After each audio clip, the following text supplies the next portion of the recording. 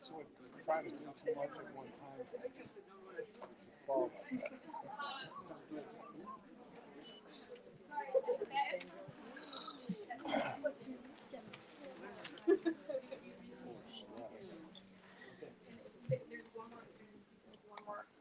Okay, for all y'all in the kitchen, I'm gonna need y'all to step up. Now, please. There is ample seating. We can get a little tight within each other's comfort zone. If you are among the youth, and I'm gonna say anyone 30 years and younger, please come up. Everyone in the kitchen, please come inside or just keep it quiet. Let's do both. Let's do both. Let's do both. I think that's a good idea. Kelsey. I'm the same age as Jill Stein. So I'm a senior citizen. I'm from Kelsey, pues allá. So, Can we have everyone's attention, please? So, Dr. Jill, before you entered, we just took a moment to acknowledge.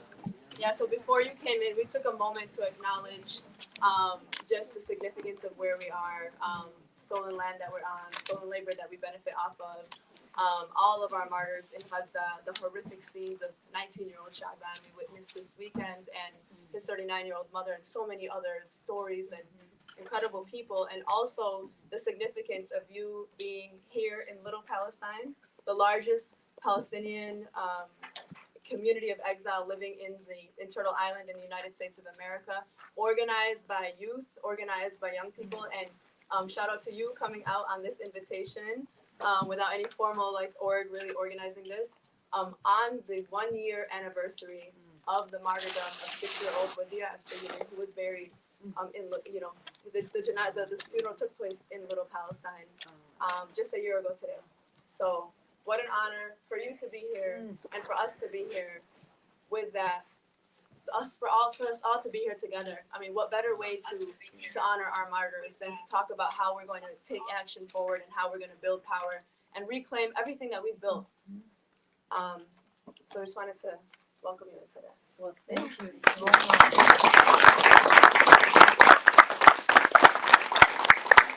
So shall I just take it away? Do you want me to launch in? How would you like to proceed? Actually, when everyone here, a lot of people here submitted a bunch of questions, and we organized them. Great. But we wanted to just start off with what is, for people who are not super familiar with the Green Party kind of policies, just if you can take us to 3 to 5 key points of why you're running, on what are you running on? Sure.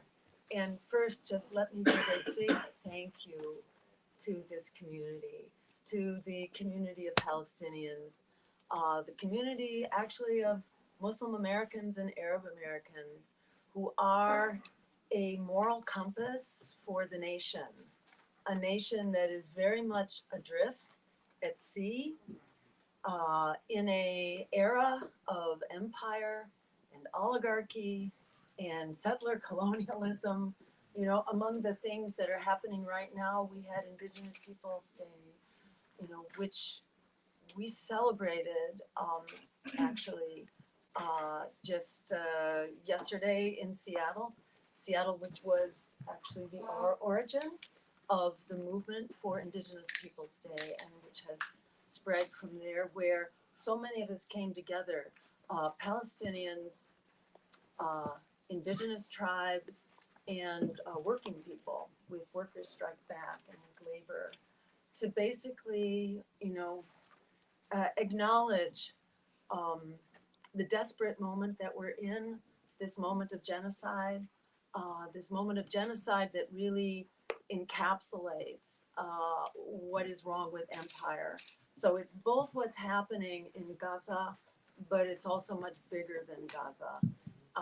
And it really is very much this settler colonialism, the Zionism, the state of ethnic cleansing that has gone on for 76 years now.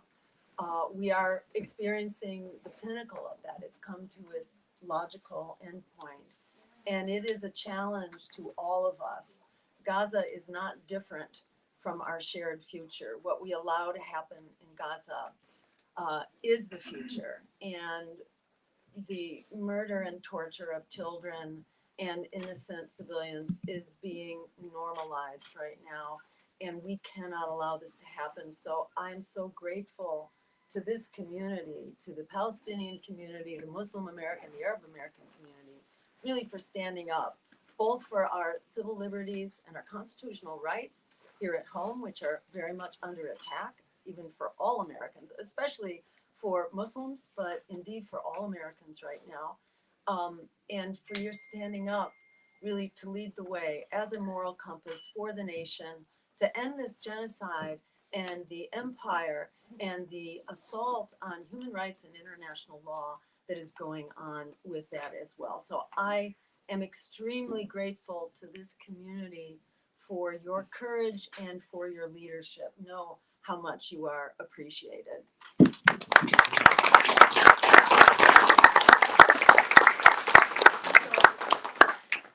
Quickly about the Green Party.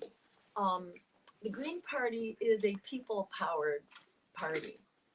I myself grew up in the time of the Vietnam War, and seeing both Democrats and Republicans carry out really a genocidal war in which millions of dark-skinned people were being murdered for no reason at all, except for reasons of economic domination, really.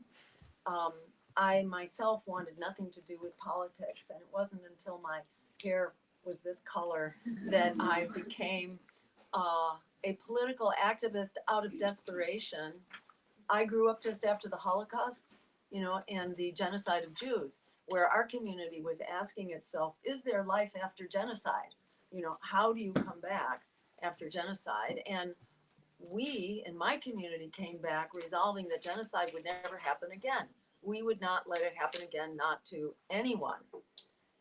So growing up with that as a background, you know, I was an activist, always an activist, and saw one movement after another being crushed by the power of oligarchy, money in politics, whether it was fighting for healthcare as a human right, fighting to get money out of politics, which we actually succeeded in doing in my home state.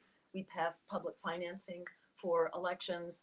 In my home state of the progressive, democratic, shining example for the nation in Massachusetts, after we passed that bill by voter referendum, the Democratic legislature repealed it on a voice vote so they could preserve their advantages of big money in politics. After seeing one movement after another basically crushed, I was tricked into running for office for the first time in the year 2002, running against Mitt Romney for governor in my home state. And I discovered in the course of that election that there is such a hunger out there for a politics of integrity, for a politics that is not bought and paid for, a politics that doesn't smell like a rat, a politics that can actually represent, you know, I consider myself an anti-politician. So not only am I not a politician, I'm an anti-politician because I despise what politicians stand for and what our political system represents in this country. As someone, you know, I trained as a medical doctor by training, by profession. I was a healthcare provider, saw our health crumbling, and I'll try to cover a number of topics here by way of telling this introduction. But I saw our health crumbling. I saw new epidemics of asthma, cancer, developmental disabilities in children, which didn't exist when I was growing up, and suddenly here they were. Our genes didn't change overnight. Something's going on in our communities. I became very involved at the level of communities to try to clean up our air, to address food deserts, you know, and nutrition, and housing and poverty. Poverty is the biggest driver, or, you know, one of the main drivers. It's the number 4 cause of mortality in the whole country. So poverty is a huge assault on our health. So I became involved in that level and saw one movement after another was betrayed by our political representatives who would promise that they were on our side. And then when it came to actually passing a bill, they would change one word, from shall do something to may do something, and 5 years of work would just go down the drain. So at any rate, I was persuaded to run for office with the Green Party in order to fight back when everything else had failed. And what I discovered, and this was like in the year 2002, was that there is so much hunger for a different kind of politics that is not bought and paid for,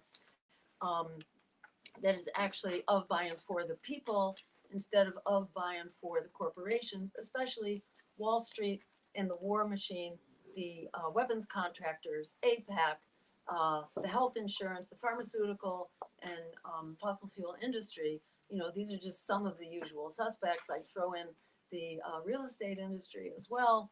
And people are struggling now, are struggling in virtually every dimension of our lives. This is my third run with the Green Party for president. I've run many races before that as well in the process of building to fight. If you're going to fight against the empire without taking the bribes of big corporations, I mean, they don't offer us money anyhow because they know better than to do that. We have a reputation for saying what we mean and doing what we say. So, corporations wouldn't waste their money on us. So that leaves us really as a small donor campaign.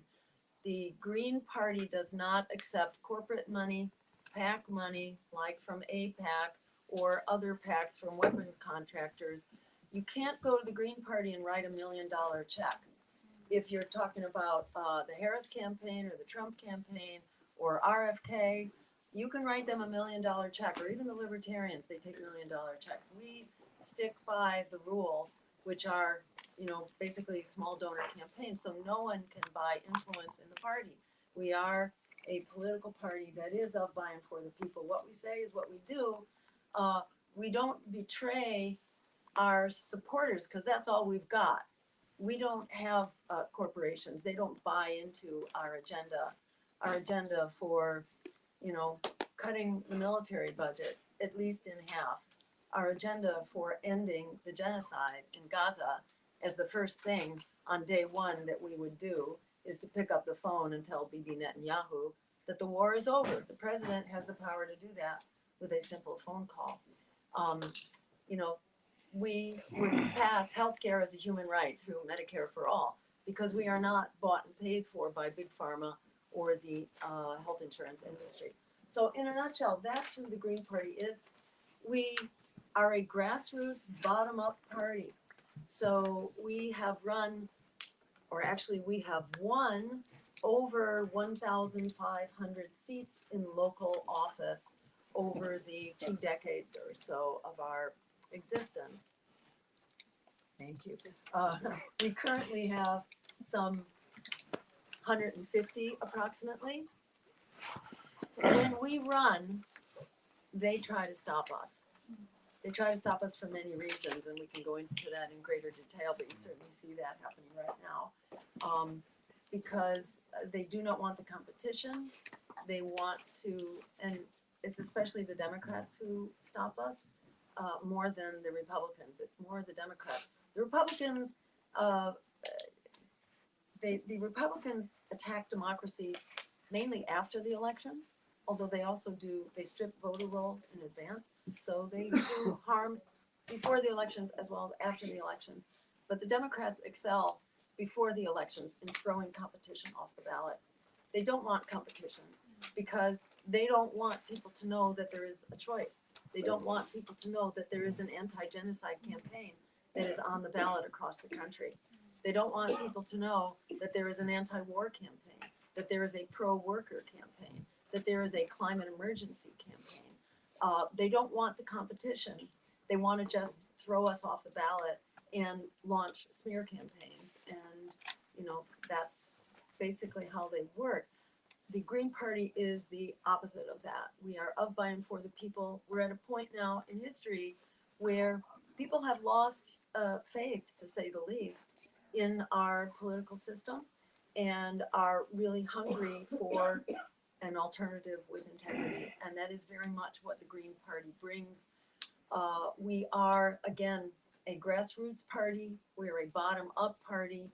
People can join the party and create new chapters and help give direction to the party. And in the course of this race, I have been so uplifted and inspired to see how much we have in common. The Muslim American community in particular has had a front row seat on the abuses of empire and know what it means to be the victim of empire abroad and to be the victim of empire here at home. On all those counts, we have to dismantle the empire. We need an America and a world that works for all of us. The empire is on its last legs for a whole lot of reasons, in the same way that the apartheid state of Israel is also on its last legs. They're bringing everybody down with them. Murder. And our job, in my view, is to prevent the war from expanding and to prevent the genocide expanding now, because Israel and Netanyahu are that desperate. They're going to try to enlarge the war and drag the U.S. into it so that they will be propped up. And the the ingredients of that scenario are now laid out in a way which is unbelievably dangerous. And Israel has made clear they are going to attack Iran before the election. It could be any day now. So it's really important, so important that no one vote for genocide.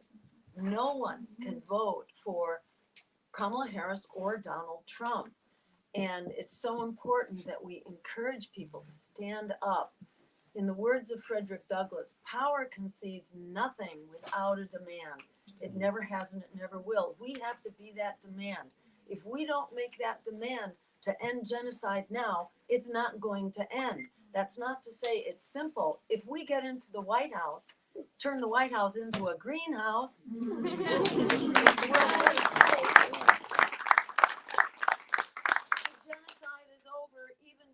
Inauguration Day. The genocide is over actually on November 6th, because at that point we would pick up the phone and tell Bibi Netanyahu that it's over, which Ronald Reagan, that great peace advocate, Ronald Reagan himself did the same thing when the Israeli occupation forces went into Lebanon chasing the PLO, the Hamas of its day, and massacring innocent civilians all along the way. So Reagan did it. And when he made that phone call, it was over within 24 hours. The missile strikes, the bombing runs, and the occupation of the Israeli army were done. They were over and done within 24 hours. On November 6th, if we're in the White House, it will be over and done. And let me tell you how we could get into the White House, if I could go there. Yes. I know I've previewed your You took questions. us right there. Yes, okay, great. So in 2020, when we had, Biden and who was it? Trump running. Hard to remember these characters. They all just kind of blend into each other in my mind. One greater evil. There is no lesser evil in this race, and there hasn't been for quite a while. We have greater evil candidates. In that race, 1 out of every 3 eligible voters chose not to vote, stayed home and voted with their feet, voted to reject both greater evil candidates, both greater evil parties. And who are the non-voters, the eligible but not voting voters? They are largely younger, lower income, and of color. So exactly the people to whom our agenda speaks, in calling for a $25 an hour minimum wage, in calling for rent control across the country as a federal program, in calling for an adequate baseline for public education, K through 12, across the country, that it all come up to a common floor so that your education and your opportunity in life does not depend on your zip code, basically. Healthcare is a human right for everyone. You know, our agenda speaks to people who are struggling right now. We would make public higher education free. We would abolish student debt, pay it off. Likewise, same for medical debt. You know, so our agenda speaks to people who are suffering here at home because our tax dollars are being squandered on the endless war machine, which in fact spends half of our congressional dollars are usurped by this endless war machine, which doesn't make us safer. It doesn't make anybody safer. Burns more fossil fuels too. Yes, and fossil anything. fuels too. But the big one, and in fact, the endless war machine is a big usurper, All user around of the fossil world. fuels, exactly, and a big driver of climate change. So there are so many kind of convergent problems here. But we call for fixing that. The people who can get us into the White House, even in this race. So the numbers are there. The question is, can we overcome the obstacles to actually, you know, small d democratic communications and grassroots mobilization? So however far we get puts us on a launching pad for what happens come November 6th. You know, this doesn't stop. And I've been so gratified and honored to see that the many people who are standing up to say end this genocide understand that actually we could end the genocide in the course of a phone call. But then we still have to deal with the occupation, the apartheid, the you know, just the whole 9 yards that goes with it, and the ethnic cleansing, the The home rest of demolitions, criminals. the whole thing. So what's happening in Israel, as Ronald Reagan, Secretary of Defense, said back in the 1980s, this was Caspar Weinberger, who said that Israel is the unsinkable battleship for the United States in the Middle East. Why does the U.S. want a battleship there? To actually have a base of operations to control the oil supply of the Middle East, and that's what the U.S. does. Even now that the U.S. is the biggest exporter of oil, we still want to control everybody else's oil and basically control how the world works. Spoiled So- brats. It's wonderful that people are coming into this with the wisdom and the perspective of the Muslim American and the Arab American community to know that we've got to go as far as we can possibly get between now and election day. And don't let anybody tell you that the election is not winnable. The numbers are there. The question is, can we mobilize? It will be really very much working against the grain on a steeply tilted playing field here to try to get into the White House this time around. But however far we get is a victory, and I wouldn't rule out getting into the White House. If that war expands to include Iran, and it could go from there as well, it could draw in Russia potentially, China. and even China, exactly. This could become a world war. This could become World War III. This could also become a nuclear war. It's not hard to see how this can grow from the catastrophe that it is right now to a much bigger catastrophe. And, you know, simply for there to be U.S. boots on the ground now, and there are quite a few. There are 40,000 U.S. troops in the Middle East to start with, and then add to that you have 2 aircraft carrier ship groups, which entail 5,000 U.S. servicemen and women with each of those aircraft carrier groups. One is sitting off the coast of Iran, the other one is sitting off the west coast of Israel. And the one off the coast of Iran has been there for a long time. So, you know, the U.S. has been allowing Israel. Palestine. Sorry. Sorry. Well, That's very reflexive. yes, oh, I'm sorry. Yes, let me say that. Let me say occupied Palestine. But the U.S. has been allowing its partner in the apartheid state of Israel, has been allowing it to Try to create redraw this borders. war and this ongoing war. This is a U.S. proxy, and the U.S. cannot duck responsibility here for what its proxy in occupied Palestine is doing. So we Thank can you for stop the- this, Yeah, yes. thank you so much Thank for you so that much. super rich introduction and also answering so many questions that people had around why is the U.S. involved in, you know, what's the self-interest in the military, foreign military presence. And you touched on questions that were recurring around, what is even though the Green Party may not win the election this year, what is the kind of strategy around the 5%? How does a third party candidate propose to win in a two-party majority? Is there real hope for a third party candidate? And I just want to also connect, in this interest of time, how will you actually implement policies given the other branches dominated by the other parties in a hostile setting? So we can kind of answer all of that. Great. How does this Okay. work? Yes. So how this works, and again, first of all, 5% means that we are then qualified in many states to be on the ballot. The system is structured in such a way as to suppress competition and to keep opponents off the ballot.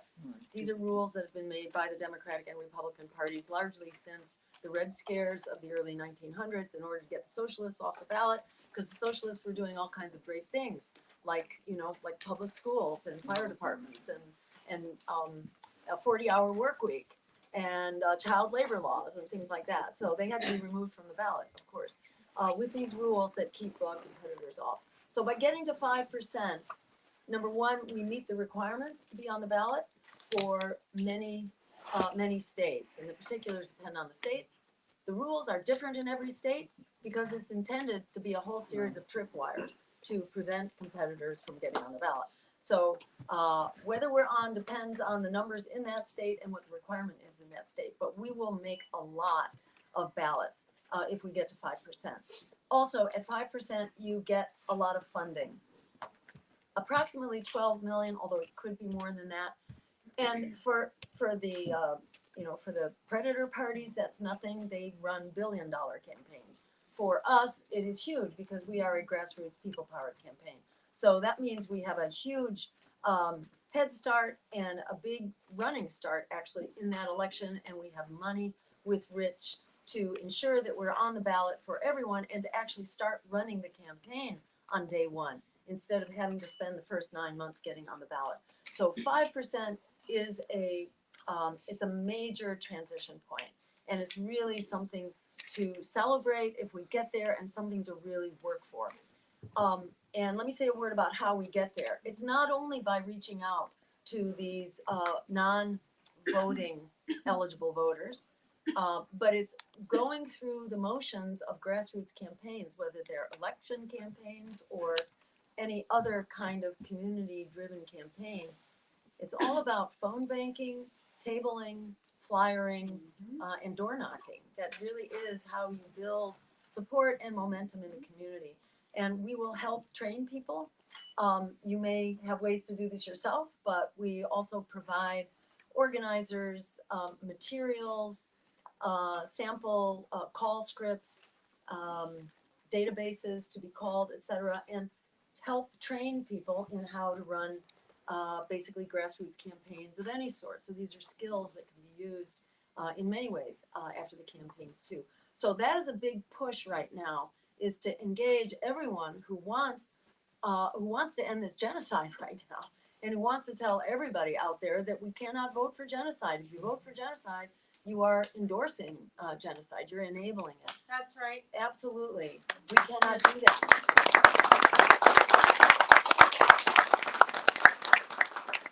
So by going to Jill Stein 2024.com and signing up to volunteer, you will have the supports, and we will be in contact and follow up to help provide the skills and the materials to do that, to actually get us to 5%, and who knows, maybe more. Because if that war does massively enlarge in Iran, you could, and by the way, the draft is back. I don't know if you know about that, but the draft is here. It's automatic, so you may not have heard about it. You're being registered. If you are a male between 18 and 25, you are registered for the draft. It may be extended to women. It may be extended to women. And all Where'd it you get that takes fact? is for the president to declare that we are at war and we're now activating the draft. So And let me add, Dr. Jill, about the 5%. The Sure. 5% is the minimum. We're not looking for the minimum here. Other iman, this is BS. We don't have time for a minimum. We're looking to flip state, flip Michigan, flip Wisconsin, flip Pennsylvania, Georgia, North Carolina. It is important. We don't need to start looking for the minimum. And once we get the minimum, which we're talking actually to the community who's going to lead us actually to the maximum, then we're not going to be losing any states anymore. Like, for example, when we were actually debating whether to go and pay the $35,000 for Oklahoma or use this $35,000 to save another 5 or 6 states, the decision was let's save another 5, 6 states and be on the ballot for it instead of just putting it on one state. So that will help the Green Party actually be on the front and become actually more, like Dr. Stein said, she's going to be actually on the campaign immediately, not running around collecting signatures. Wow. Yeah, great. I rode a bike out here tonight and on the train with a lot of people that are out there and all I'm just asleep. one So individual, I like don't know everyone how it's here, gonna happen. doing what everybody here should be doing. I'm advocating for Jill Stein. Yes, I'm volunteering with her, by the way, 100%. She put me as a senior advisor for her because she is the only hope for Palestine. I'm from Gaza, so it's very emotional for us to see somebody that we're happy to vote for instead of somebody that we're running away from the other side. No, she's the only one. Actually, I'm going to be so happy this year. I'm going to vote for her. My name is Mark.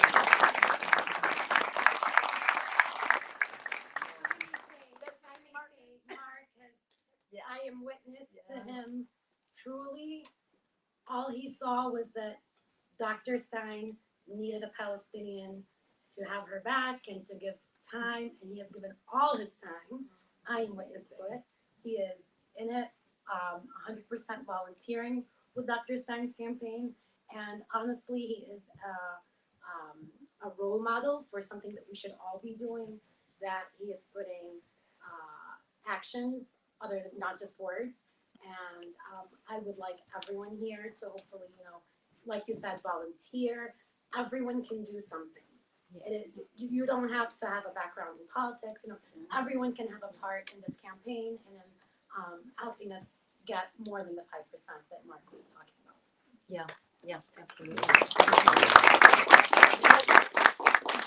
Mark Elborno, if you didn't catch his name. Mark is very modest. He tries to stay in the background, but he's an absolute amazing powerhouse. And we've had so many people like Mark, especially from the Muslim American community and the Arab American community, who basically owned our campaign from the very beginning as the one campaign that would actually be on the ballot to challenge empire. We had several choices among progressive candidates, but ours was the only campaign that could be quite assured that we would be on the ballot in enough states that they couldn't marginalize us. They can't write us off. They can't pretend that we're not here. And, they did us the honor of actually, putting out an advertising campaign against us. And we are so honored to be smeared by the Democratic National Committee.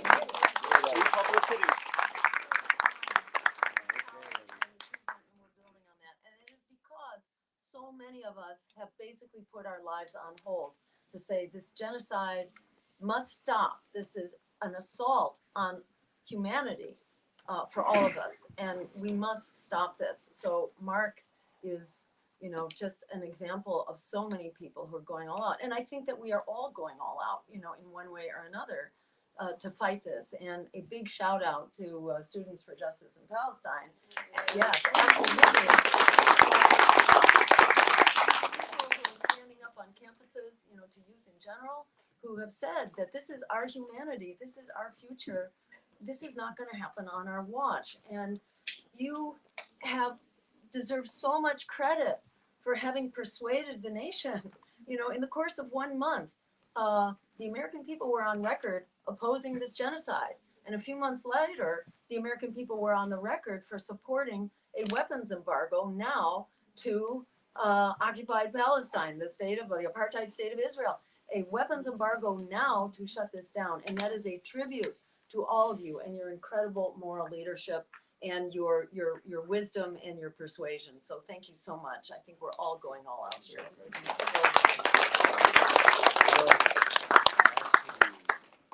In regards to the draft, I remember my first or second year of university when I was signing for financial aid. I got that letter in the mail that said if you want financial aid, you gotta sign up for the draft. And I'm like, I was sussed out about it, so I didn't do it until I needed to do it because I need money, thousands and thousands of dollars to get an education that was supposed to be my right. Yes. And here I am at 25 years old.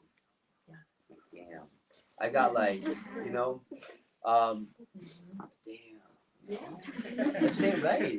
That is not right. Oh, it's not. No, It's like, horrible. Wow, this is like news to me. I didn't even most know. Americans, do Americans realize, like within a few months, guys, your men That's the your youth, your young men might be drafted. I need us to understand that is a possibility. That is a possibility because throughout every, the colonizer, what does it like to do?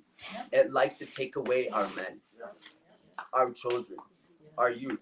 Wow. That is what has happened historically in Palestine, and I can be very well sure that has happened throughout the West's endeavors. African American community. Moloch, They the go war god. conscious. It's religious, I know. And so I just also want us to Judaic be religion. conscious on making comments Or- until we open up the discussion floor, because our time is very limited, and this opportunity is for all of us, right? So you guys wanna? Yeah, actually, I wanted to go back to your earlier points that you made in your introduction. You mentioned a lot about the Green Party being like run by the people, and it's one of like the defining characteristics that separates the Green Party from the likes of the Republican Party or the Democratic Party in terms of not accepting money from lobbyist groups like AIPAC. And so a question that was on here that I think is very relevant to the conversation is what are your plans exactly to overcome AIPAC, not just in the election, but also within government if you were elected, as we've seen their substantial influence in the government? Thank you for that really important question.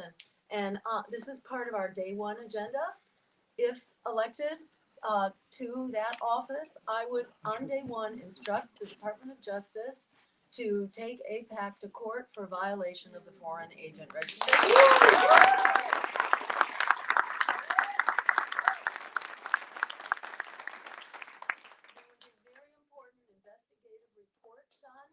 About 3 weeks ago by a reporter, Lee Fang is his name. He used to work for The Intercept.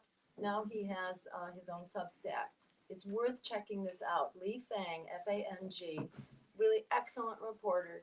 He did an investigative report about how money is flowing from the Israeli parliament, from the Knesset, to nonprofit organizations in this country who are then undertaking campaigns that impact regulations and legislation so that, for example, so he didn't specifically look at AIPAC, but he looked at very similar kinds of situations. Groups that are actually far less impactful than AIPAC. So if there is evidence to charge them, which is what he's come up with, you can be sure there's even more evidence against AIPAC. And the jail sentence for violating FARA, the Foreign Agent Registration Act, is 15 years in prison. And it's really important to know that there are very serious violations. What those groups in this study by Li Fang have done is, for example, created these 25 different states that have all adopted anti-BDS laws. Where did that come from? You know, suddenly all these legislators decide they have to stop BDS. Well, why? Well, because there's a specific campaign that had money behind it that was driving that. Same thing for all the restrictions on colleges, and he looked specifically at this. Where did all these restrictions now that sprung up over the summer on the right to speak, the right to gather, the right to use a megaphone, you know, the right to have an encampment, There are all these rules now, which I have great similarities from campus to campus. This too didn't happen out of thin air. This was not spontaneous. This was a coordinated and paid for campaign. So the American people deserve to know about this, and it deserves to go to court, because this is, talk about election interference or interference in our governance on behalf of another country. This is the example of that. So that's what we will be doing on day one, to put AIPAC basically out of business. On an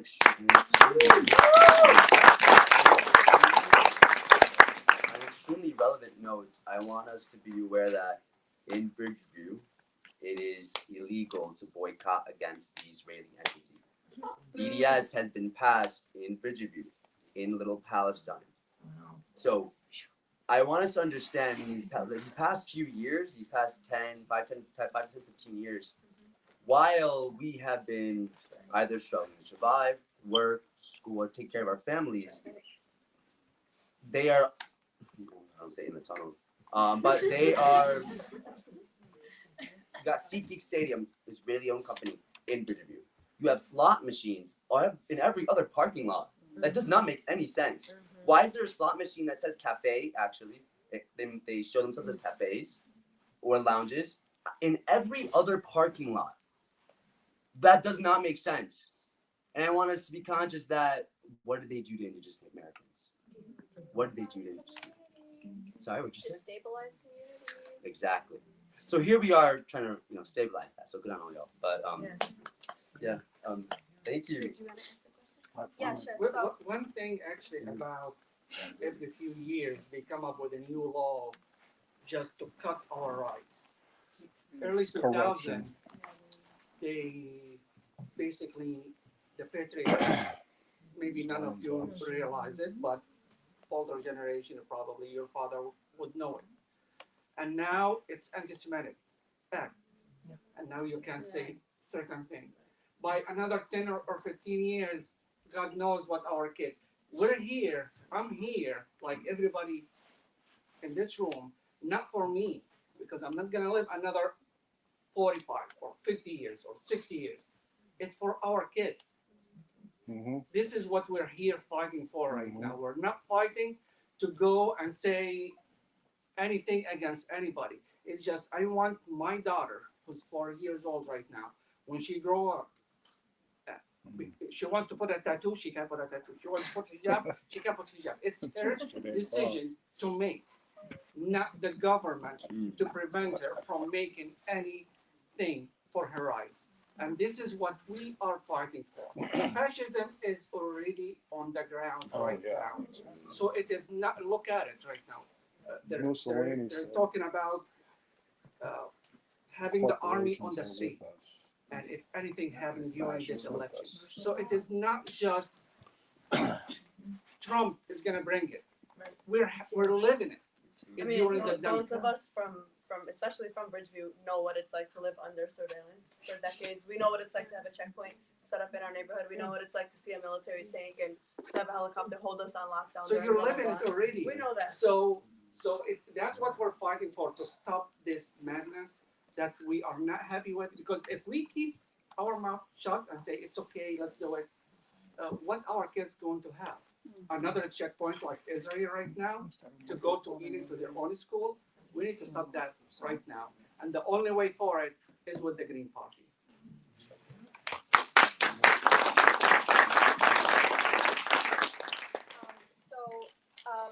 As we said, we work on a lot of things for like the future generation and for Muslims. So Muslims seem to be coming to the Green Party in droves, largely because of Palestine. But how do you intend to continue to engage the Muslim community on other issues that you're participating in? What we're seeing happening right now is that the Muslim activists, the anti-genocide activists, are actually joining the party in Dearborn. There's a whole new Green Party chapter founded by activist Muslim Americans and Arab Americans. So it is a grassroots decentralized party, and it is whoever joins it. And we have a platform. like there's a platform on our website which gives you a feel for the platform, pretty much what I described. The platform is very consistent with Muslim values of social responsibility and sustainability and valuing the planet and peace and humanity, and working to stop war and human rights abuses. So, you know, given that, you know, it's not like there's some litmus test for joining the party. Anybody can join the party who wants to join the party, who feels like this is a community and a set of values that reflect their values. So it is open, but, you know, these discussions have already begun among Muslim Americans who've already become part of the party and the campaign. And what I would love to see, and what others are talking about, is running for city council and for school committee and, you know, and local offices, which is where you gain experience and where you really build power. Because on your local city council, you can vote to endorse boycott, divestment, and sanctions, and your city council can divest. In fact, there is a city council in Portland, Maine, where we have an active Green member of that city council, and they are one of about 4 city councils around the country right now. Actually, it was that the has first actually- one. Yeah. It was the first one that Yes. actually signed this. Was it Portland, Maryland?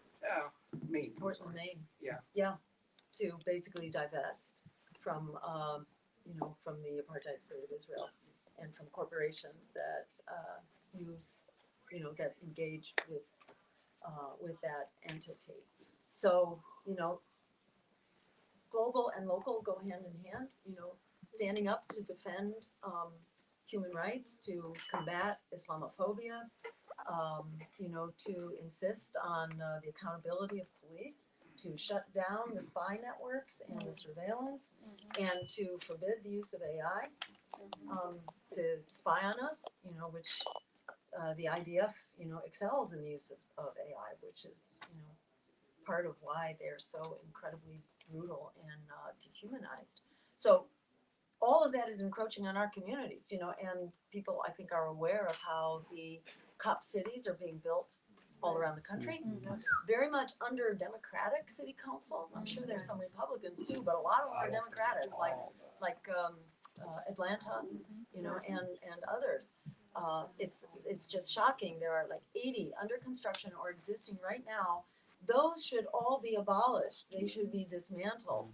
And it is outrageous that there are training programs now that bring the IDF together, these exchange programs with local police, at the same time that we have the distribution of military equipment under this 1033 program, which is distributing, like the tanks that you're talking about, and drones. You may have heard about the Uhuru 3, Omali Yashatila, who is part of this African Socialist People's Party, that has been charged with violating FARA, basically because they educated the African American community about reparations. They were charged with a FARA violation and threatened with a 15-year jail sentence.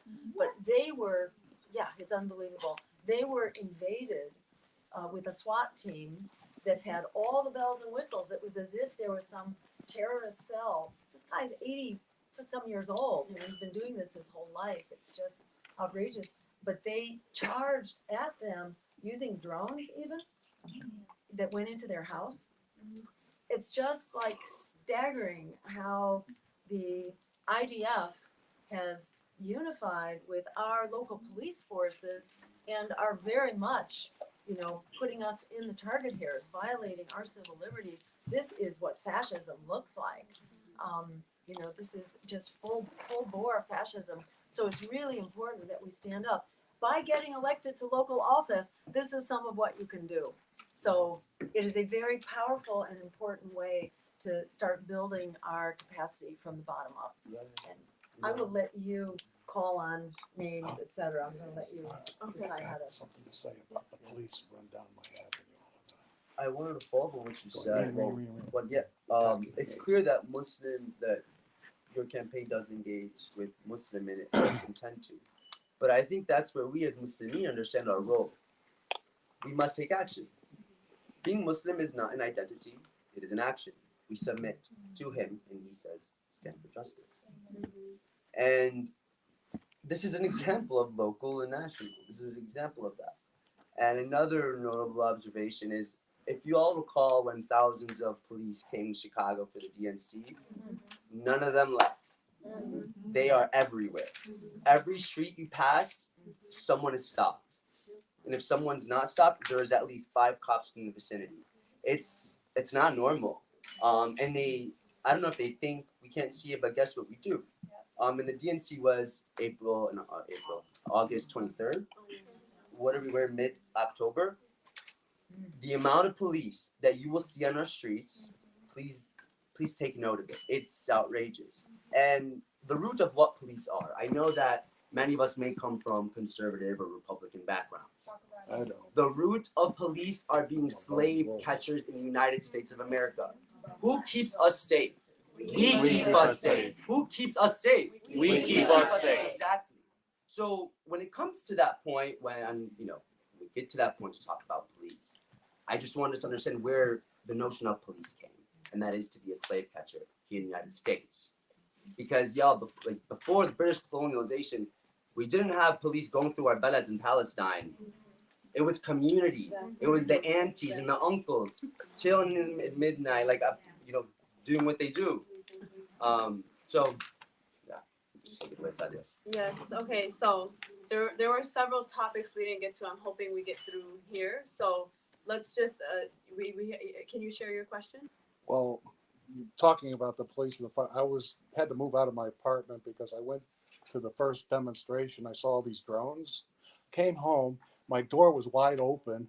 They slitted my guitar off the floor, and they moved things around it. And I knew they were spying on that was the first demonstration I went to in November.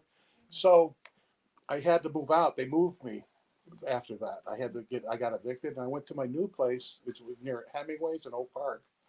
And I'm looking out my window one day, and there's these firemen out the window, gathering, doing the born again stuff, praying. And I was looking at them like, what? Oh, they're praying for me. Oh, he's And I says, that's how sick the religious weaponizing of religion has become with the firemen and police, and they're young too. They're not from my generation. I was born in 1958. Thank you for sharing that. You have a question right there? Yes, would you comment on ranked choice voting and the future for ranked choice voting? Because I think a lot of people, my father keeps lecturing me on how I can't abandon the Democratic Party, and I'm really disgusted with what happened to Bernie Sanders and what has happened since then. I'm with our revolution. Is there a big movement on in different states like this one for ranked choice voting? Yes.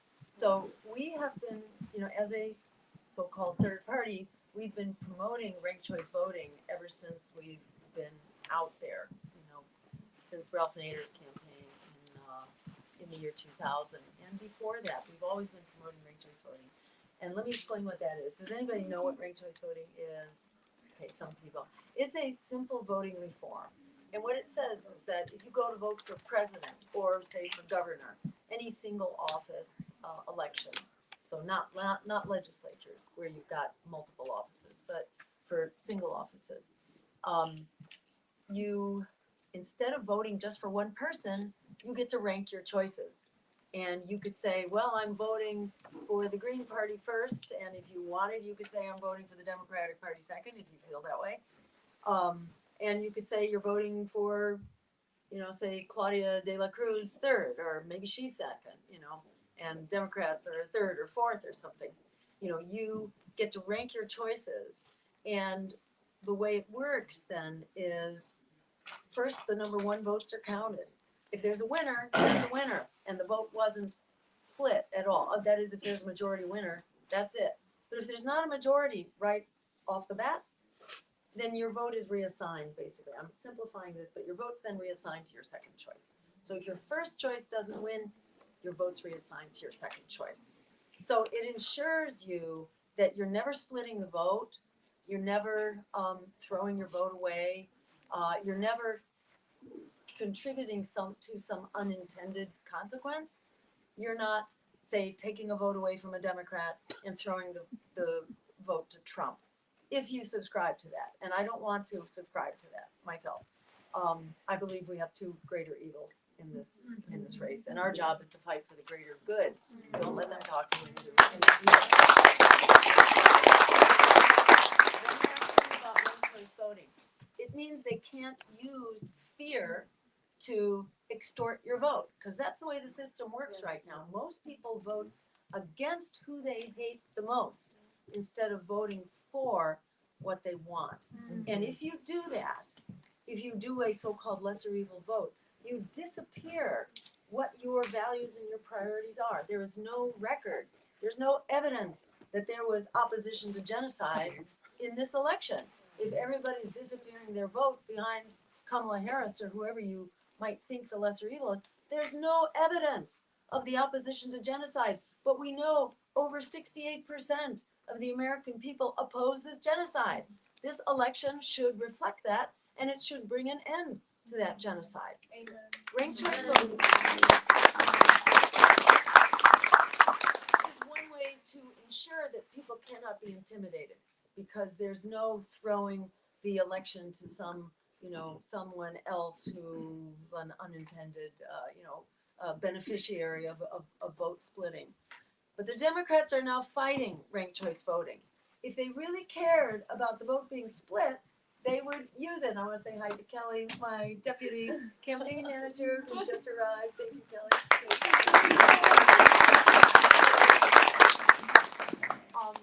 So the Democrats are fighting this tooth and nail.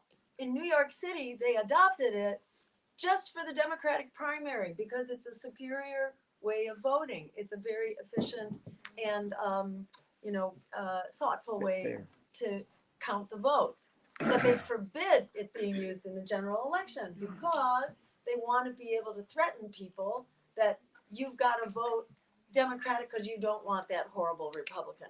So they are extorting your vote. They are fighting the solution to it, which really tells you what the party is about, which is about manipulating people. It's a predatory political party. It does not have your interests at hand. They want to talk about how terrible the Republicans are because they're not supporting you. They don't have anything to be talking about and winning your vote. So instead of winning your vote, they're trying to extort your vote with fear. So, just be mindful and let people know we could solve this with ranked choice voting. It will help. But at the end of the day, we need the courage of our convictions. We need to stand up The Republicans and are say fascists. no to this manipulation about that. of our votes. So is that a strategy that has And yet Democrats to be are. implemented, Oh, or yes. one that we can implement? It has been implemented, and we can implement it locally. So it exists in about 28 or 30 municipalities, like Portland, Maine, and Portland, Oregon, and Cambridge, Massachusetts. Many so-called progressive cities use it. The state of Maine has adopted it. So all of their elections, including president, they can't use fear to intimidate people. People can do a ranked choice vote in Maine. The state of Washington is also voting on it this year in the November election. But now, for the first time, you have Democrats really coming out strong. They're trying to pass these fake ranked choice voting bills, which I won't waste your time with, except they pretend to be ranked choice voting, but what they do first is have a primary, a so-called jungle primary, where anybody can run, and there's no distinctions between parties, so money decides the winner. When you have a big jungle primary, it means that money will prevail. So they run the jungle primary first, and then they have the ranked choice voting in the general, when it doesn't matter because they're all corporate candidates by that point. Yes. Okay, we have several questions in limited time, so if y'all can just say your questions and we can try to group them. So Just say my question. yeah, just say your question. So we're here for Palestinian liberation, but all Palestinians are in Gaza and here are for the liberation of their brothers and sisters in Iraq and Lebanon and Syria. So my question for you is, what is your plan for U.S. involvement in the Middle East in general? Great. Thank you. Did you have a question? Yeah. Yes. So, first of all, welcoming you to Chicago. We got to see you last August, the week before the DNC. So, welcome again to our great city. As a socialist, I know that we're plagued in the movement with factions, divisions, and just saying I'm right, this group is wrong, to inform these micro divisions. We see this more in Europe, where third parties form a coalition together, and that's where my question is: Great. Is there any work for example, the Green Party and the PSL to work together? A lot of we agree on more than we disagree. Oh, yeah. Right, so it Yeah. would make sense for a lot of us to unite in one front, and Absolutely. whatever we disagree about, when the day comes, we can discuss that later. Great. Thank So you. come back to that. Yeah, we had a couple more. So anti-Semitism is a ploy used to silence people criticizing Zionism. So how do we like stop that and like actually use the term anti-Semitism how it's supposed to be used? Because it's not fair to people who actually experience it by white supremacists. So just, Excellent question. So my question was, as we can see, like community organizing is very important. I wanted to know, regardless of the outcome of the upcoming election, how will you continue to support and mobilize community and engage the community about their implications of their voting choices? That was mine too. Similar question. I withdraw my question and have a comment piggybacking on what he said. The Forward Party is advocates for ranked choice voting, Yes. and perhaps some kind of collaboration would be meaningful to further ranked choice voting, which I fully support. Great. Thank you. Just similar to the lies that are being spread about Palestine, we know that there's a lot of oil money getting put into attacking the democratically elected president of Venezuela and putting sanctions against that country, which is reaching new heights every day, and it's becoming a humanitarian crisis because of the sanctions. So I just wanted to know what your stance was. Great. So Dr. Stein, you mentioned volunteering is a way that we could really help the campaign. I was wondering if you could share with other actions we could take so that people know about the Green Party, that people know that we have another choice. I've been trying so many different things, and I just wanted to hear what your suggestions are. Yeah. Perfect. So We have one we more. have one more back there. Oh, wait, I'm sorry. It's the switch to the right. Yeah. Thank you. I appreciate your commentary on the U403 and the 1033 program. I was wondering if your campaign has any plans to tackle AFRICOM, the U.S. military command centers in Africa, is responsible for a lot of dealing with terrorism, especially with drone striking civilians in Somalia. Yes. And if your campaign has any plans to, make hidden bases known to the public or anything related to AFRICOM. Great. That's terrific. Okay, and we had you. I have a question, but you know what, it's actually for my wife, who is unsure who to vote for. So she asked me to ask you this question, and if you don't mind, can I record it? Green. Oh.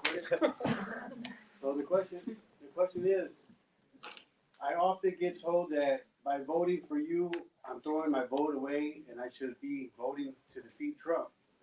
When I usually only have 30 seconds to explain my reasoning. In parentheses, people have short attention spans.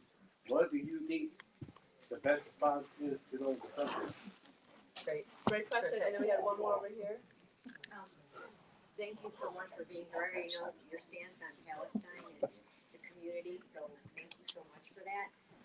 I just want to quickly say my father may be the oldest man in the room who's going to vote for you for the first time, Green Party.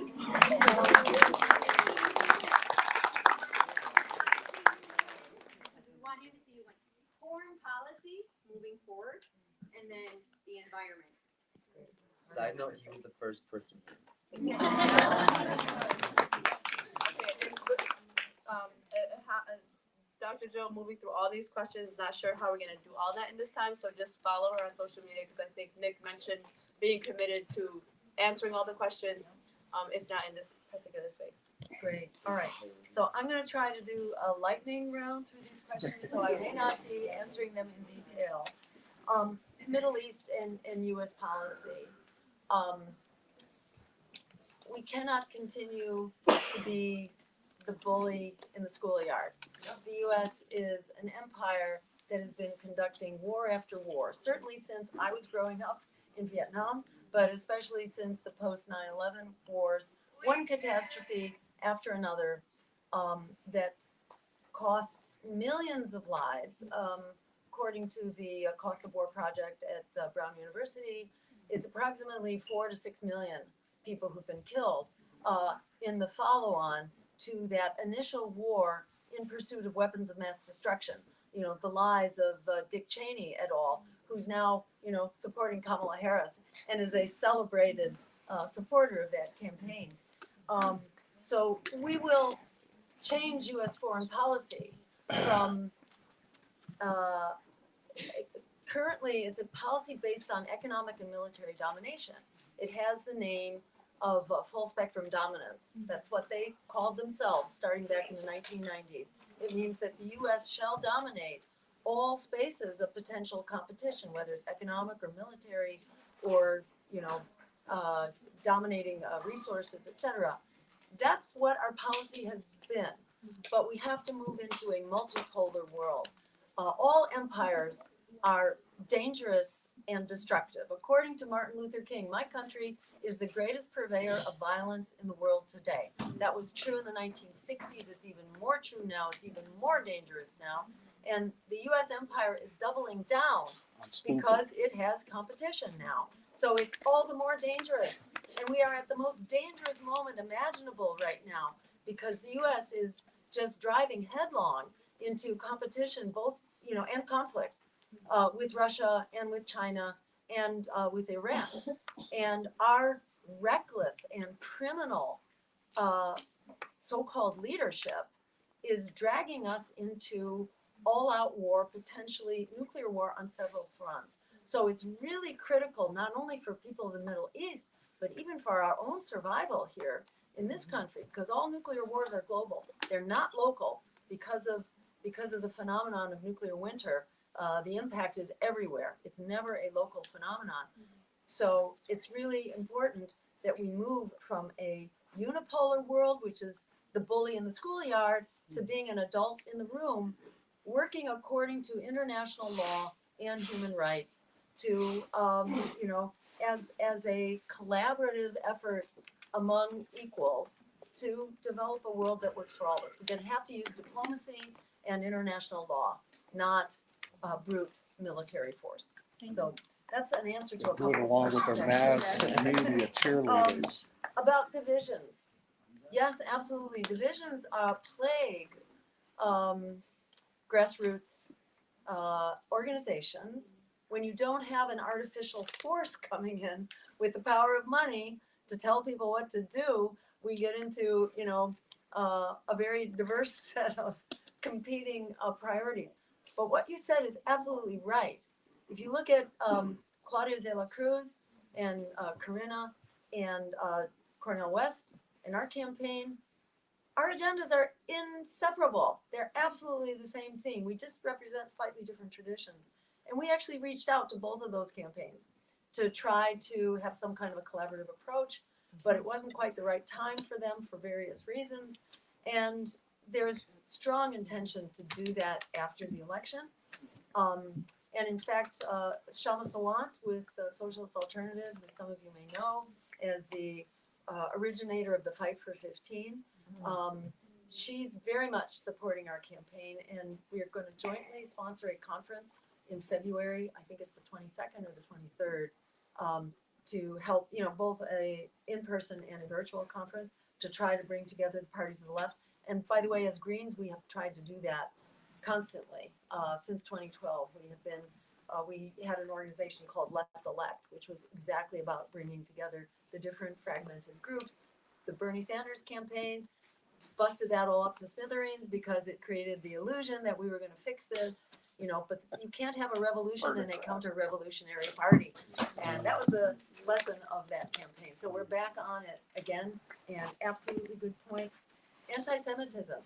Yes, anti-Semitism has been weaponized. And as a Jew myself, I try to make the point that Judaism and Zionism are different. And in fact, the super orthodox religious rabbis make the point that Zionism is anti-Jewish and that it violates basic tenets of Judaism. So that notion is lost, you know, out there in mainstream dialogue that thinks that Zionism is Judaism, and that if you critique the apartheid state of Israel, if you critique Zionism, that you're being anti-Semitic. That is false. And to me, that says, it's like saying that the critics of genocide are anti-Semitic. And to my mind, that is the most anti-Semitic thing you could possibly say. Yes. I love Jews. That's how you deal with everybody. Yes. So we try to get that message out at every opportunity. And running as a ticket, which includes a black Muslim man and a white Jewish woman, we feel like we got the basic part.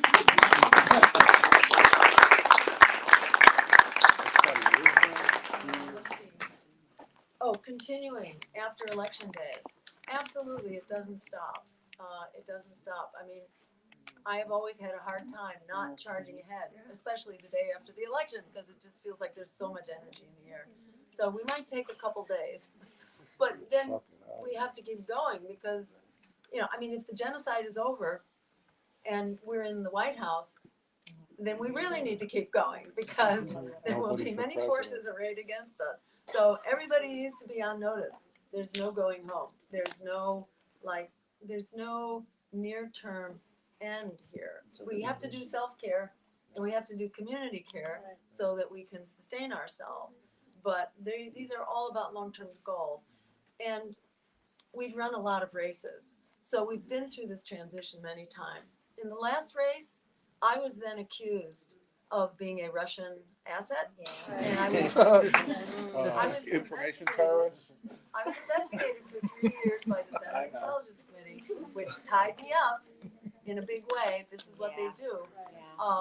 But we are, what can I say? We are more alerted to the ways that, what should I say?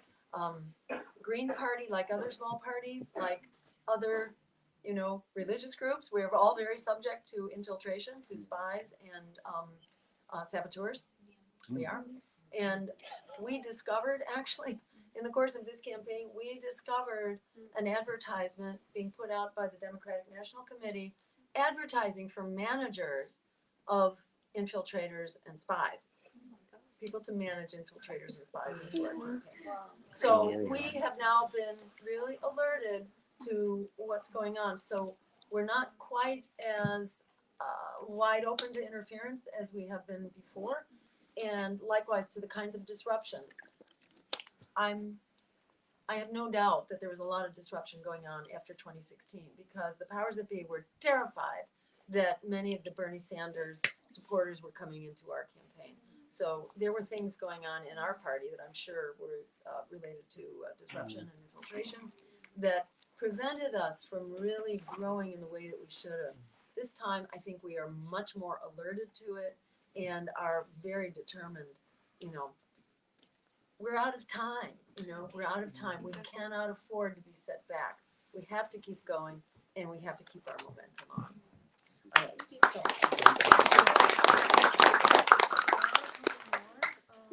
Africa and Venezuela. yes. So Venezuela, another part of day one agenda is to end the sanctions on Venezuela and embargo.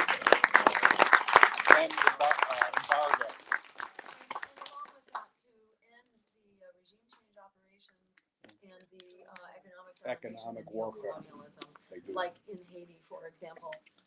And in fact, our approach to the whole problem of migration, which I know was also one of the questions on the list there, our approach to the crisis of immigration is to point out that the most important thing we can do about the immigration crisis is to stop causing it in the first place. As well as, you know, so you have to decompress. People are being forced to leave their homes. People are not leaving their homes, their communities, and their families because they want to. Right. They're being forced to do that to save their lives. So among other things, we will also legalize cannabis because the drug cartels and the violence of the drug cartels plays a huge role in also pushing people out of their communities. That also is a day one action, instructing the Drug Enforcement Agency to remove cannabis from the list of scheduled drugs and to inform that we are beginning to approach substance use as a public health issue, not as a criminal issue. This is how we I just want to make a note on that because, like, in terms of like cannabis being a public health issue, it is so important for us to educate our youth on why not to smoke cannabis at a young age. Not that it will make you, let's say, a quote unquote a loser or you'll be on the streets or you'll be lost, but that actually, if you smoke marijuana before the age of 28, it actually can affect neurodevelopment, especially in those with genetic disposition to mental illness.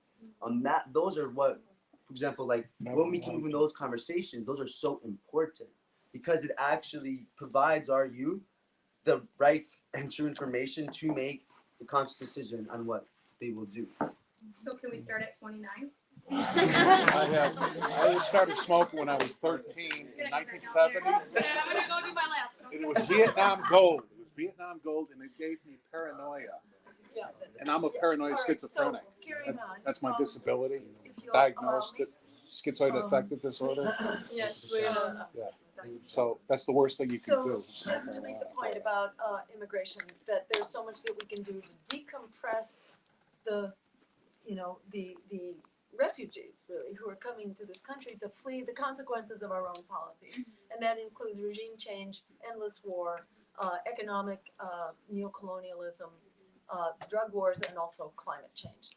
And on climate change, there's much that we can do. The Democrats pretend to be the friend of the climate, but if you actually look at the Inflation Reduction Act, which is their claim to fame, it is actually a fossil fuels bill, and it mandates the auctioning off of 60 million acres of offshore waters every year and 2 million acres onshore public lands for fossil fuel extraction before any major renewable project can be built. So it's really a mandate for expanding fossil fuels. It does not solve the problem, and it does not phase out fossil fuels. It has some good things for renewables, but nature and the climate doesn't care about renewable energy. People do, but the climate doesn't. The climate needs for fossil fuels to be phased out.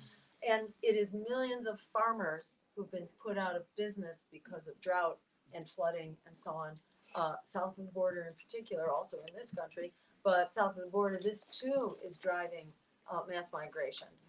But, you know, in particular, the countries that we have really messed up, you know, like Guatemala and Honduras and just about and Haiti, you know, by these regime change operations and then really messing up their economies and creating civil wars that last for generations. So we have to put an end to that. We have to put an end to U.S. interference above all, which is extremely divisive. Yeah, and then and then we need to treat those migrants who are coming here with dignity and respect, and instead of investing billions of dollars into a wall that doesn't solve anything, and by the way, it's not migrants who are bringing drugs, it's not migrants who are raising the crime rate. Migrants actually lower the crime rate and stabilize our communities. It is red-blooded Americans who are bringing drugs across the border through portals of entry, not through the through the remote borderlands. So that wall is just a it's just a money-making project. It's just corporate welfare for the construction industry, and also for the Israeli intelligence that is used at the border against migrants and against people on actually both sides of the wall. So we need to instead invest in the civil service infrastructure, so when people come here, they get their background checks, they get their papers, and then they can go to work. Because when migrants go to work, they don't just pay their own way, they make our communities prosperous and stable and diverse and culturally rich. So this is what makes America great. Let's see, we talked about sanctions. Oh, AFRICOM. Yeah, well, we would basically seek to put an end to AFRICOM, like to NATO, because AFRICOM, is up to no good and, really disrupting countries. The U.S. was recently basically told to leave several countries in Northwest Africa, I think. And, the US has troops now. We are conducting so-called anti-terror operations, so-called, in some like 86 countries around the world. We're everywhere, messing things up basically, and initiating violence, and due to fossil fuel extraction and other forms of mineral extraction, we create, violence in the economies. So we're doing so much to mess up Africa. We need to back off and, allow countries to be sovereign nations themselves and to develop their own democratic and human rights traditions and pathways forward, in a nutshell. I don't know if you're familiar with Black Alliance for Peace. Oh, I'm in BAP. You're in BAP? Okay. So we work very closely with BAP. Yeah. Black Alliance for Peace, which has, just does really great public education about AFRICOM and, really foreign policy all over the place, but especially in Africa. So that's kind of our policy. And then on the environment, I mentioned briefly about, the crisis of climate change. On day one, another thing on the immediate action item agenda upon taking office, we will declare a climate emergency, because we have a climate emergency. And by calling it that, we then unleash over $500 billion in funding every year to create jobs that transition us from fossil fuels and unsustainable, modes of extraction into sustainable, healthy, and just forms of the economy and social structure. So that means rapidly phasing out. We call for a 10-year phase out because we are in an emergency. A rapid phase out of fossil fuels over the course of 10 years. That means we got to create a lot of jobs and employ a lot of people. So people get retrained if they're in the military, and if they're in the in the fossil fuel and nuclear world, they get retrained for good, high-paying union jobs in clean renewable energy, conservation, weatherization of our buildings, etc. But we also have to do the same thing in transportation, so that we are moving to a system that depends largely on public transportation, because electric vehicles alone are not going to solve this problem. We need high quality, reliable, efficient public transportation within our cities and then between our cities. It needs to be rapid transit, needs to be renewably powered. We need to do the same with agriculture. We need to move to a regenerative and organic, sustainable form of agriculture, because that's a huge source of climate emissions. And when we need a sustainable and resilient form of agriculture for the weather challenges that we're heading into. And finally, housing is a big part of the solution, also part of what we very much need on an emergency basis. So we call for basically restoring the institution of public housing, which was outlawed actually under Bill Clinton. Bill Clinton passed this so-called Faircloth Amendment that forbid any more public money being spent on public housing. We need public housing. Now it's called social housing, and it's done more as a mixed income thing, so you don't get booted out because you get a job and you're no longer living at the poverty level. It's mixed income, high quality, concentrated housing that is immersed in green space, which preserves green space, but allows residents to have access to green space, which is really critical for our mental health and our physical health and all that. And to put together the development of this environmentally sound housing together with public transportation, so that we are not building out, more traffic, more fossil fuel use, more automobile use, and so on. So those are kind of like the four basic pillars of the Green New Deal, which we call for on an emergency basis, so that we can actually transition, in the time frame which is required. Those two hurricanes that just hit the southeast, are a sign of the times. And in fact, the worst hurricane ever on record was the year before, and it hit in Mexico, so we didn't hear about it so much. But it developed over 24 hours. It was nothing. It was a mild storm to a Category 5 hurricane in the course of 24 hours. So this, together with the two hurricanes, which also developed very rapidly, and intensively. It tells us where we're going. When you have hurricanes that develop that quickly, you don't have time to get out of the way. You cannot warn people, people cannot evacuate. So, you know, this is just like a symbol of where we are going with the climate crisis, not to mention that the Colorado River is in the process of drying up. You may think, well, what do I care? I don't live in Colorado. Well, Colorado River feeds the California agriculture system, which supplies half the fruits and vegetables that we consume all over the country. So we think we've seen food inflation. Just wait a year or two, because the Colorado River is in the process of shutting down. So we have a climate crisis which is going ballistic right now. 24 tornadoes touched down in Chicago in June. It needs to be dealt with as an emergency right now.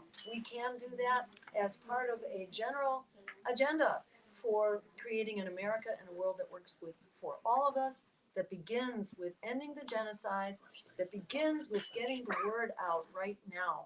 Because it's the endless war machine that deprives us from spending our tax dollars on what we need here at home to address the climate, the education needs, the healthcare needs, the housing needs, etc. These two things go together. Empire has consequences here at home as well as abroad. So we can fix that all by putting an end to empire and creating an America and a world that works for all of us. There's been no time like the present to stand up and make this happen, especially now, not only the genocide, but on the verge of a potential World War III that expands, you know, this genocide. We're seeing these same genocidal techniques now used in Lebanon and in the West Bank. So it's like there has never been a better time for persuading everybody out there. And let me just give one last point, was if you go to the interviews now that we're doing, and many of them are smears and ambushes. But if you read the comments are off the charts. It's not like our agenda has changed. We've had pretty much the same agenda, including ending occupation and apartheid. We've had the same agenda for a long time. But the American public has been persuaded that what we're getting, you know, this fascist state that we have here at home now, as well. This assault on our democracy, this assault on our civil liberties, on our basic economic survival and our climate. People have been persuaded that this is not a world we can live in, and people are really ready to mobilize. So by getting the word out now, especially to people who otherwise aren't going to vote, or to people who are kind of on the edge now and they're debating who should they vote for. Should they keep taking marching orders from the Democratic Party, or should they stand up and actually cast a vote for ourselves and what we need for a future that we can not just survive in, but a future we can thrive in. We deserve that. What we need, in the words of Frederick Douglass, power concedes nothing without a demand. We are that demand. And in the words of Alice Walker, the biggest way people give up power is by not knowing we have it to start with. We have it, we have the numbers, we have the values, we have the solutions. It's all about flicking the switch in our own brains from powerless to powerful. When we act with the courage of our convictions, we're absolutely unstoppable together. And thank you all so very much for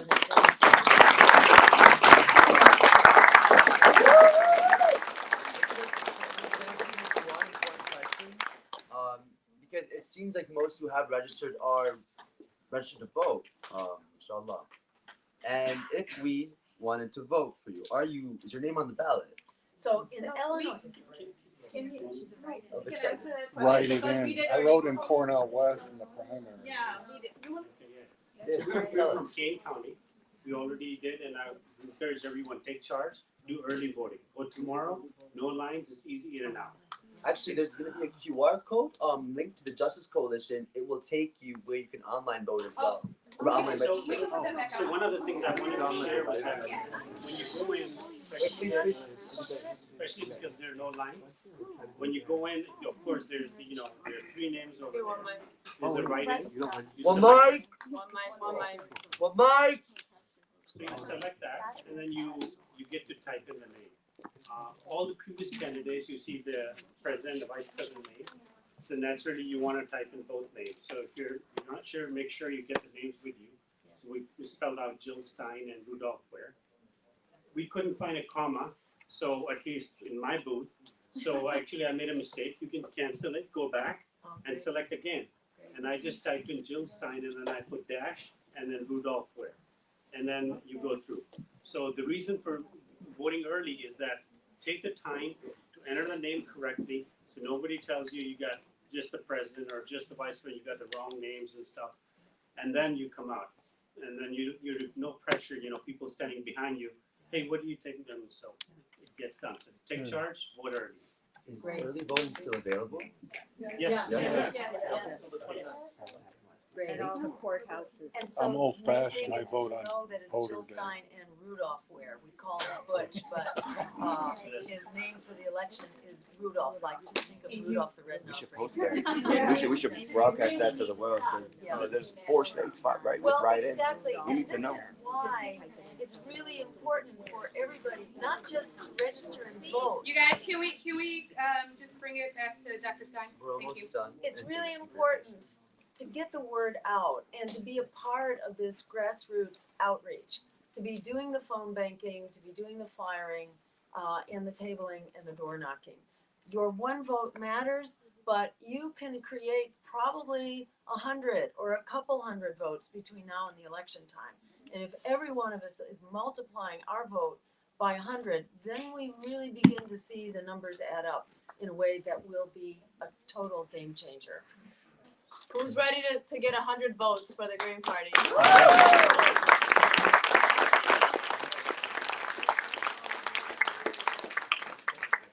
Who's ready to donate $100 for There the you go.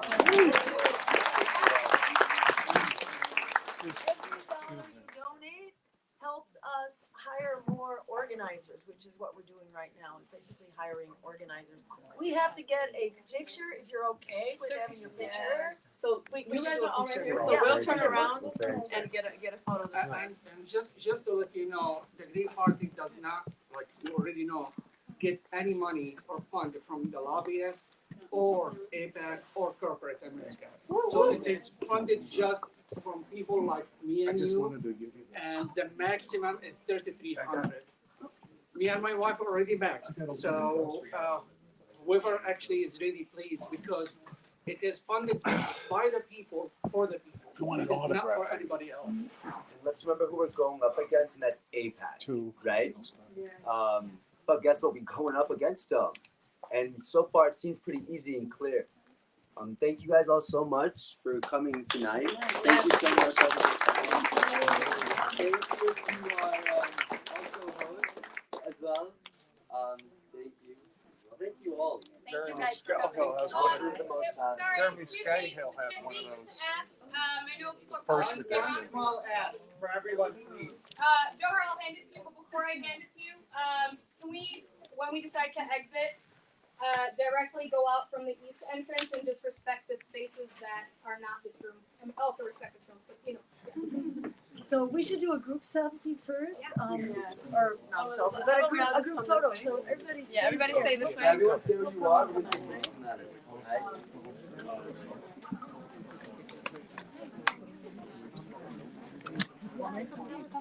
Actually. Well, I'm just making sure. Yeah. Actually, I'm gonna step out. Here, you can just right here. Yes, thank you. No problem. I'm just trying. Johar, while we're organizing ourselves, do you want to make that last? Please remember to scan that QR code and join the Justice Coalition. We are basically anti-racist. Yep. So that's our mission. Can you hold my hand for a second? So please reach out.